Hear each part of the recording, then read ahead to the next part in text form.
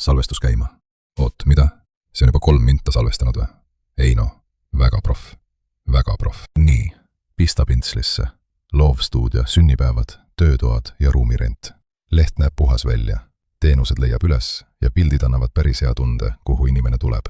Avan broneerimise. Valin lapse sünnipäeva. Täishind 180 eurot.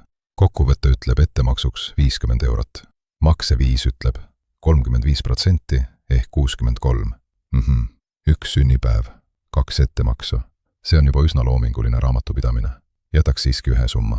Blogileht on tühi. Konsole näitab, et Supabeisi blogipäring saab vastuseks 401.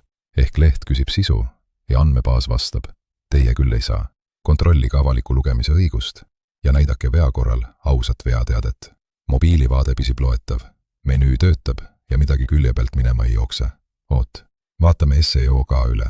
Robots, sitemap, pealkirjad, kirjeldused, H1-id, piltide alttekstid ja local businessi skeem on olemas.